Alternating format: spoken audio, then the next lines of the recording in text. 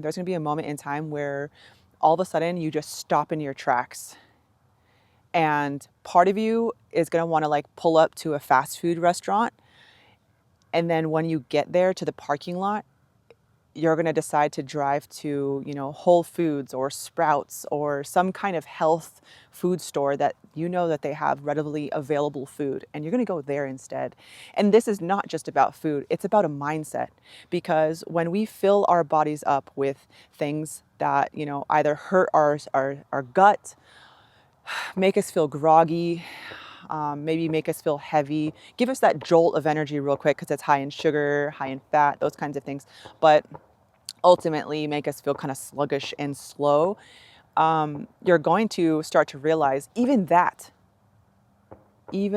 choice isn't who you are anymore. When you're in survival mode and you're taking care of a baby, you're taking care of your family, maybe you live at home with your family and there's a lot going on. There's like multiple adults, there's your schedule, their schedule. We've got animals everywhere, and so that's a lot of responsibility. And when all that stuff is hitting the fan, and something's going on, maybe an animal is sick, or a family member is sick, or something, and you have to kind of step in, and you haven't eaten, and just all of these different things, and then people are requiring more from you, and you feel like just you've had it. Your threshold is already reached and you're still going and you're still going. How can we be aware enough to take a step back and maybe give yourself like 5 minutes of silence to kind of catch yourself and understand that this stuff is temporary and take your power back? Because sometimes when we're in the mix, it's so easy to be like, oh my gosh, like I can barely handle this. I'm going to scream. I'm going to feel like I'm going to be, I'm going to drop to my knees because I'm just feeling so overwhelmed with everything that's going on. Like, why is this happening to me? And that's something that I want to kind of like shine light on, is like, instead of asking like, why is this happening to me? Maybe understanding, why does this break you down so easily? And this is not to say that you're weak or there's something wrong with you. No, this is to kind of like shine a light of like, why is this so easily able to get you frustrated? And it's usually pointing in the direction of, why have you not taken time for yourself? Why did you not take time to eat? Did you not speak up? Did you not, share with a loved one that you needed help? Did you not take time to pause and drink some water? We constantly live on this autopilot and we go a million miles per hour. We're surviving off of coffee, not taking our vitamins like we should. And it's like, what do you expect? The foundation is faulty. And that's something that I do want to share is like, how can we build a nice, strong foundation so we don't feel like our personal power is being like challenged constantly? And it's so nice to have this constant reminder, and that's why I love coaching. Just, it's so lovely to work with people and to watch how their mindsets shift and evolve. And it's so lovely to be reminded to continue to invest in yourself, because it's so easy to get bogged down with whatever you see, whether you're working, whether you're a stay-at-home mom, whether you are going to school and you're a single mom. Like, all of these things can start to stack up on each other, and if you don't have a strong foundation, that's where you're crumbling, and sometimes can make our goals take longer to achieve, because you might be like taking a few steps back and maybe not investing in yourself, or second guessing, or you may be sabotaging yourself. And these are all things that are meant to protect you, that you've done over the years to maybe pacify and make things a little bit easier. But on the long term, of like from the outside perspective looking in, it's just taking longer for you to achieve your goals. Not saying that what you're doing is wrong, just saying that having support and having the the knowledge of like why you do certain things and where it's coming from, just shining a light on it, that awareness of where it's coming from is huge. It's so wild to me because now I've worked with multiple people of like where these things are coming from, how to be aware of them, and then how to kind of sweep them outside.